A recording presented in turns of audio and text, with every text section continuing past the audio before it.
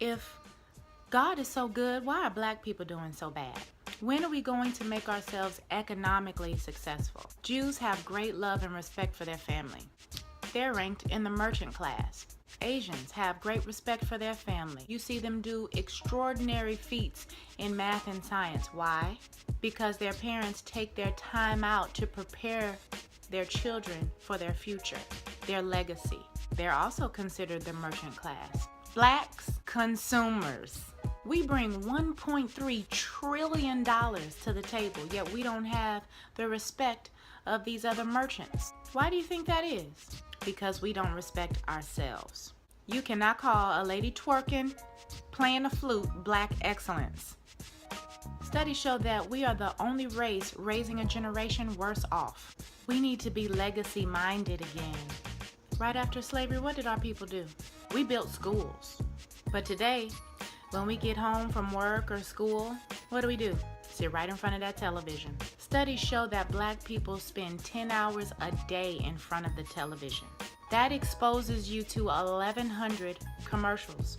It's called programming for a reason. We got everything in the world now, except each other. If the Wall Street Journal says that financial literacy is an American problem, you can bet that jag-jeep that it's 10 times worse in the black community. But just think about it though. The tax code was written by businessmen and landowners. So if you're neither, that explains why you're not getting much of a tax return. So you're over here giving your money to the conglomerates who are systematically poisoning your food and purposely miseducating your kids. A bit of truth. So Deuteronomy 8 says that God gives us the power to gain wealth. Ecclesiastes 10 says money is the answer to all things. Your wealth is inherent to your very being. It's in your DNA. But we as black people need to build the capacity to capitalize on multiple streams of income. Like, why you got cell phone insurance but no life insurance? This is the easiest way to turn $100 a month into $3 million in about 50 years. So just think if you would have started when your child was 2 weeks old.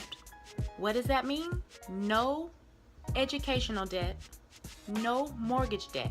Proverbs 13 tells us that we are to lay up wealth for our children's children.